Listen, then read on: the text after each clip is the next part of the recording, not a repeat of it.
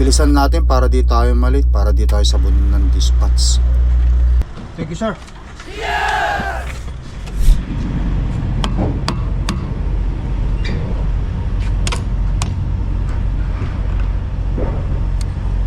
Alright.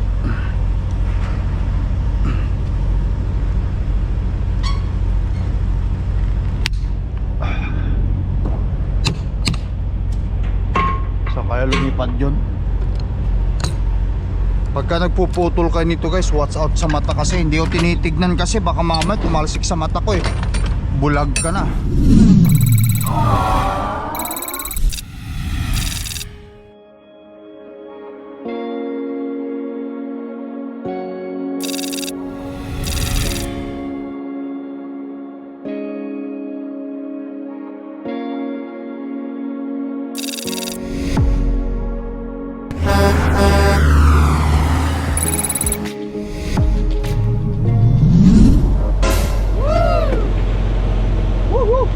Alright guys,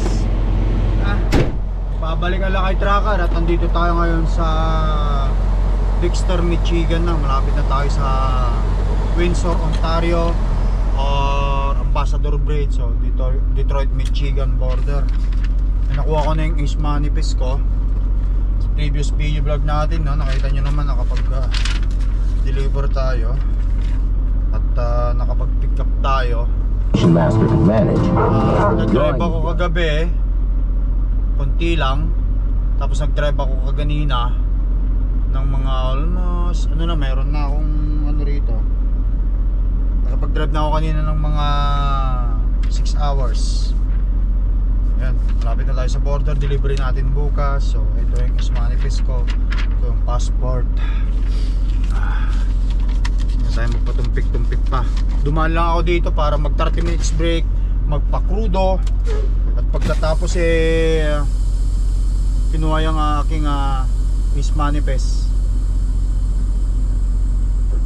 And then at the same time, syempre nagbuhat ako ng konti, 45 minutes lang. So inabot din yung off duty ko ng 1 hour and 20 minutes.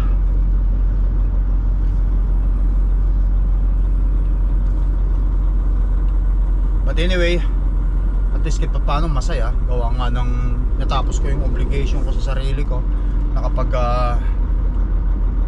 bicep ako. Bicep guys. At saka back. 45 minutes lang. Hindi naman kailangan yung patayin yung sarili mo kabubuhat. Tamang exercise lang. Tamang galaw lang.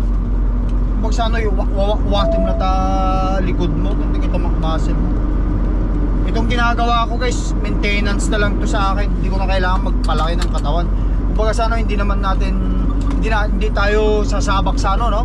Hindi tayo sasabak sa tinatawag nilang competition. Kumbaga hindi naman ako sasabak sa competition. Tamang health lang kasi nagkakaedad na tayo. Guys, tandaan nyo, Lakay Tracker, pinanganak ako 1981. 45 years old ko na. Iniingatan ko talaga yung health ko kasi marami pa tayong pangarap sa buhay. Then take the third right. You know, marami pa tayong plano. Gusto pa nating pakita yung mga apo natin, mga mag-asawa, yung mga anak natin, which is yun naman talaga pupunta ron. Talagang wala tayong magagawa. Pero ang pangarap ko lang talaga, gusto ko lang talaga makita apo ko. Bayaran ko yung bahay namin, bayaran ko itong truck. Pag mag-retire, kaming dalawang mag-asawa, pa-relax na lang. Pabanjing-banjing na lang ng buhay naming dalawa. Hindi na natin kailangan pang lumayo pa. But anyway, tara.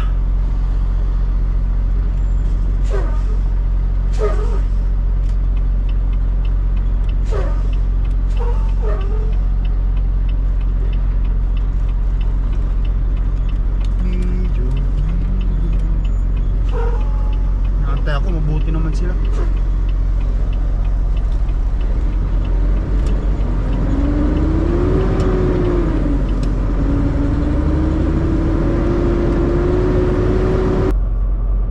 Alright guys, yan, pabalik tayo. At yan, nandito tayo sa Ambassador Bridge. Mukhang busy guys, busy.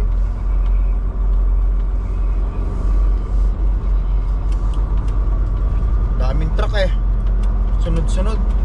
Medyo mabagal. Kanina pa ako nagmamaneo dito. Kita nyo yung yun doon. Pangat doon. Doon sa dulo. Medyo mabagal ngayon. Maraming tumatawid. Ang dami pa kamong napulubor na mga truck di dyan. Ini-inspection na naman nila dyan sa baba ng tulay.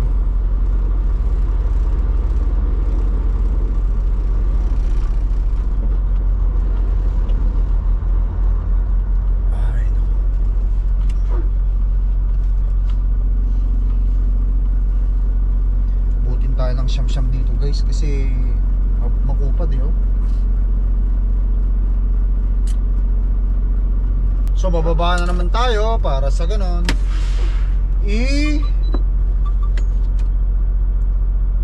i-off ko yung aking ano Reaper.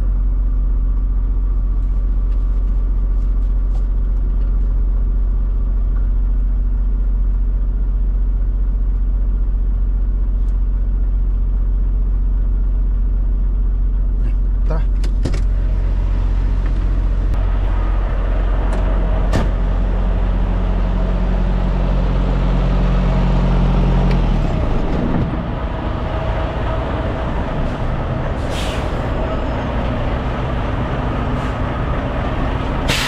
Busy days. All right.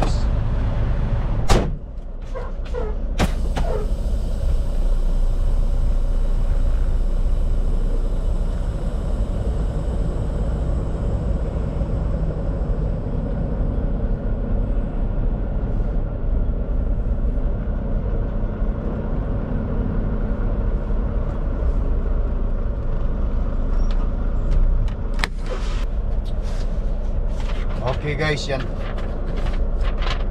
So, practice. Kailan ako dito sa Amerika. So since Monday tayo rito sa Amerika, no. Nagpunta tayo ng Denison, Iowa.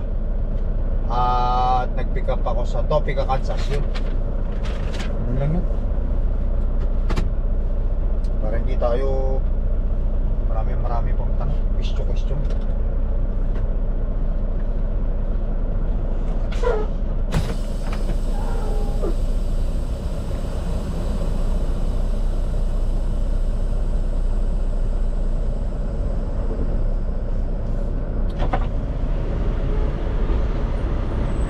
After nito tayo naman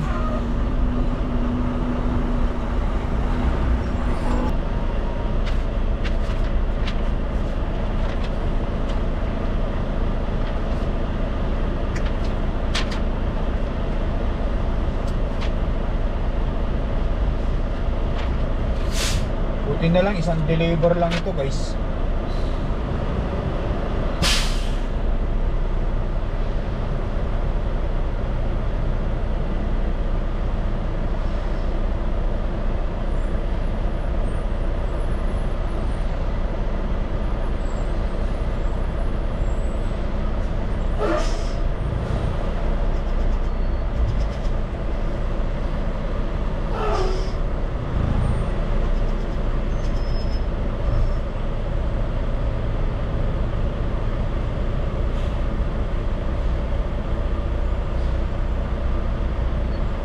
Tayo naman.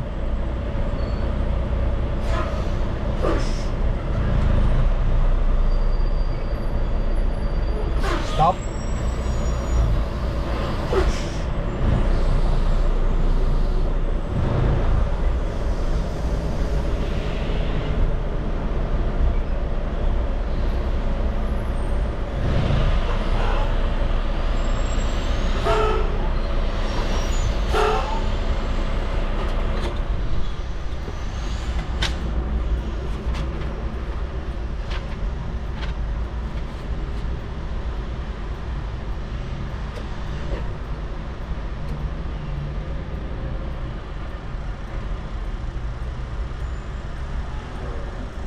Morning sir, good afternoon.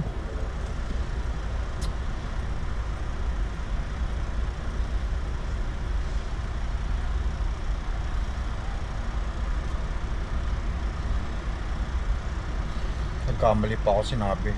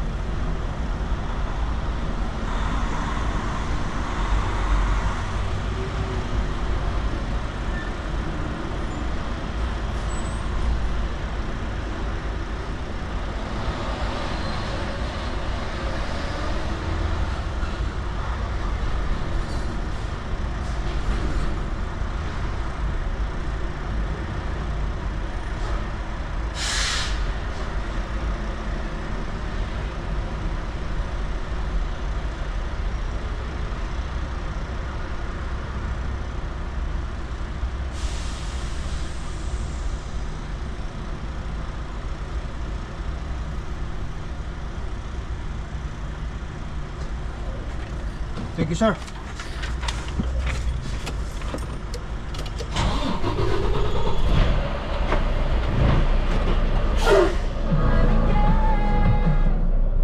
Pansin na tayo agad. Walang ka ano eh. Walang ka salisalita eh. No question asked needed. Baga, di ayos. Problema yan. But anyway guys, baba ako.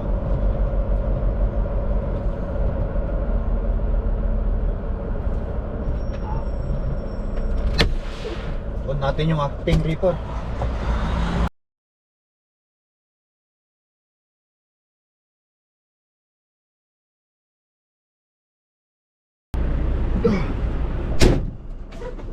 Let's go.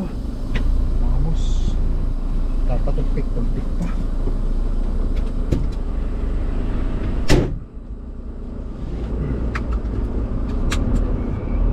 Alright guys, yan.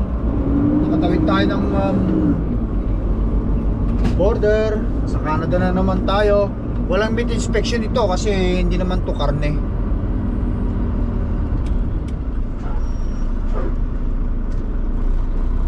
Unahan na naman ang truck. Welcome to Ontario, Windsor, Canada.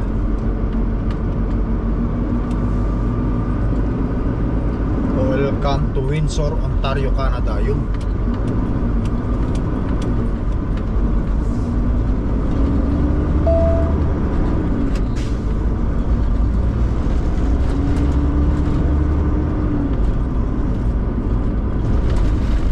Meron pa tayong 4 na oras driving. Meron akong 4 hours and a half.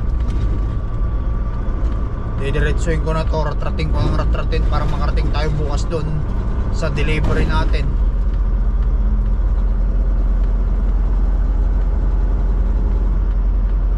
Kita nyo yung mga truck oh. O halos puro truck itong andito eh. Ang haba kasi ng pila.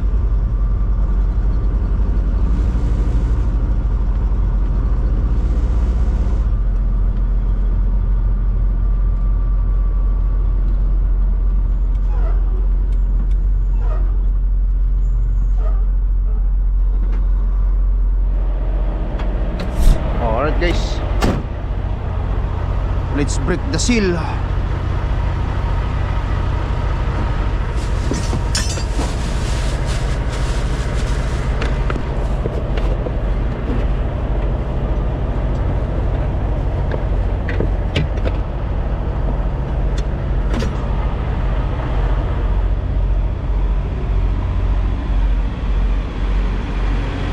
Ni, iba yung napulot ko.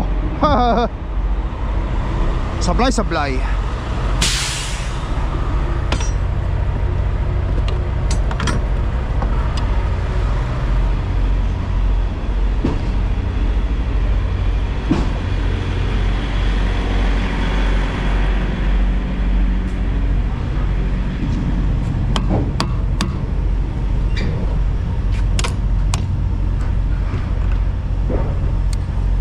Alright.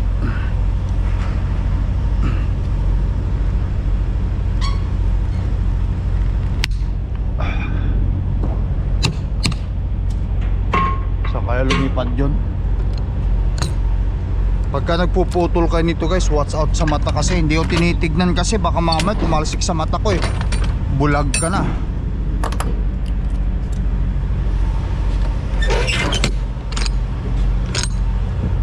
Ay.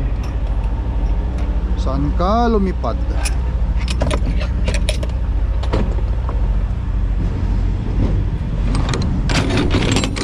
Pag tumalsik kasi sa mata, bulag. Wala na, hindi ko na makita.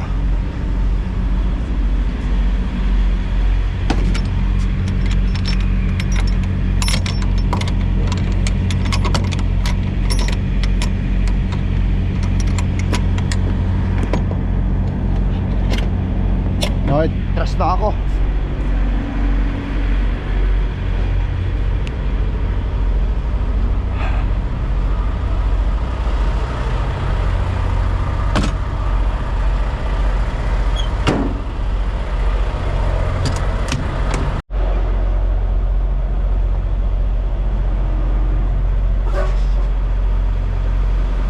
Alright guys,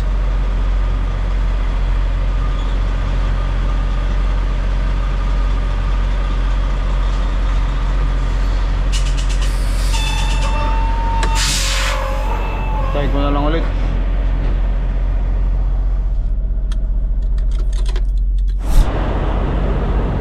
Alright guys, empty na tayo. Naka-clip ulit ako, sakto. Tignan ko muna sa likod natin kung may laman pa to. Wala na, malinis. Ayan.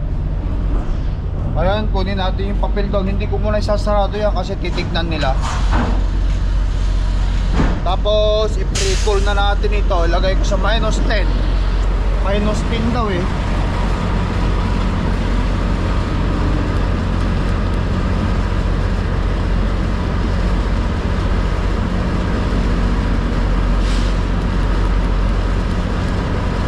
Yan. Tapos sarado ko na lang mamaya. Let's go.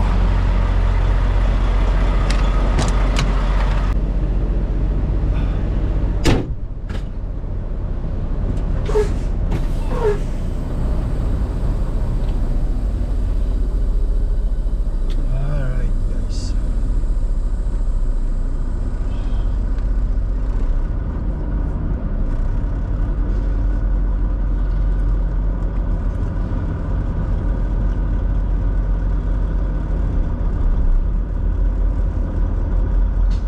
Busy ngayon.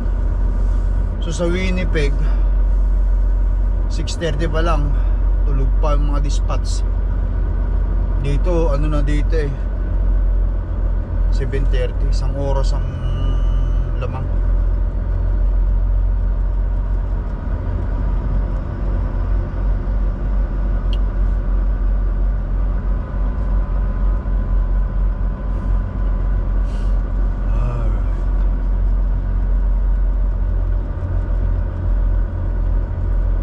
Joke ako.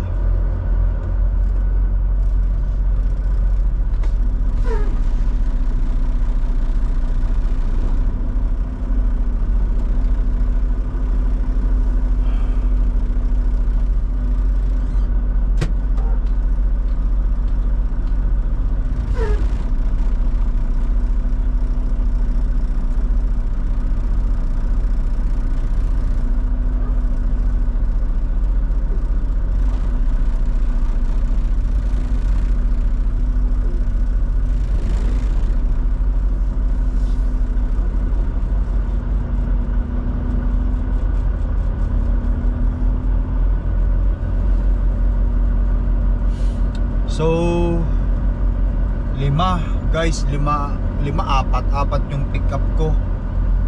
Matatapos hanggang alas 2 ngayong araw na to. Tapos diretso na tayo sa Winnipeg. Deliver ko to sa Lunes, Aun.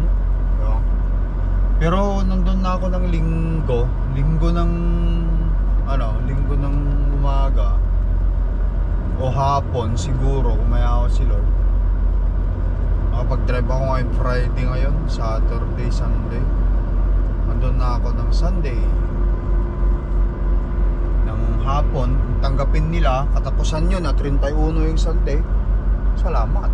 Kung hindi, balik ako.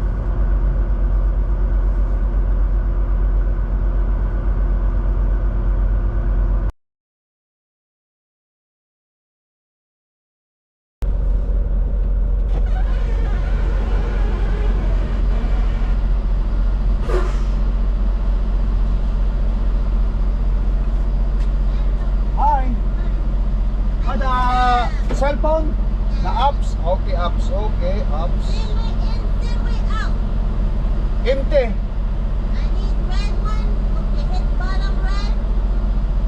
POD? Okay. Alright, go. Your job is make it easy. So you don't need to give me the thing, anything. So just give it this to them. Okay. That's how it is now. Okay, thank you. Have a blessed day. Okay. Iba na ngayon guys. So screenshot ko ito. Screenshot ko ito. Tapos i-send ko sa akin dispatcher. Screenshot natin yan. Tapos we will send to our dispatcher. Proof of deliveries. Maganda. Kumbaga sa guys, sa totoo lang, wise na talaga sila eh. Bakit kanyo? Nakatipid na sila ng printer. Nakatipid na sila ng ink, kuryente, napag-print. Kahit wala na silang, anyway, yung iba siguro kailangan nila. Pero ang masasabi ko, kahit wala na siguro silang sarado muna natin. Tara.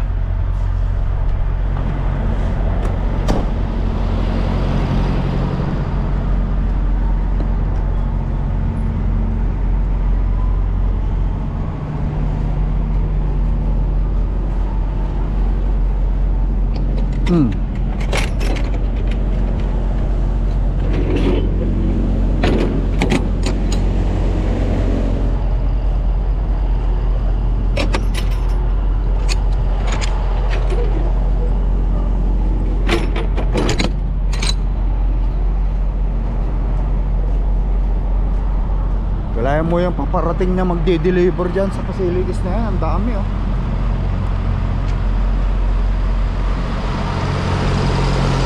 Bababa na siya, manuste.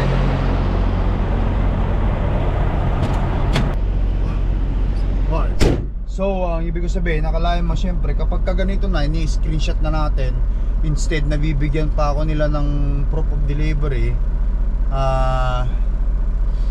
mangyayari niyan, nakatipid na sila ng printer, nakatipid sila ng ink, kuryente. So parang mas pabor talaga sa kanila ito. Ito na yung proof of delivery ko guys, nakita nyo, POD sa taas, nakita nyo.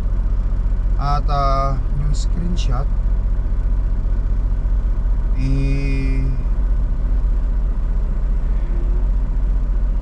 papadala ko na rin ito sa aking dispatch para sa ganon tapos na yung obligation natin ito. Tapos punta na naman tayo sa sunod nating task. 4 na delivery puntang Winnipeg, proof of delivery, email natin sa kanila.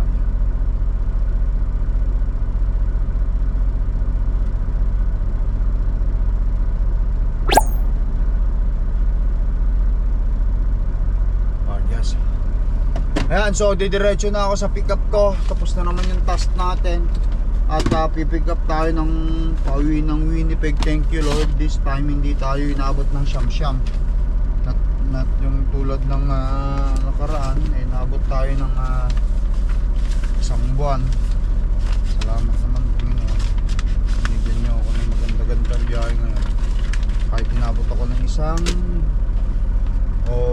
7 days sa bahay. Guys, tutuloy ko na vlog ko. Ingat kayo lagi.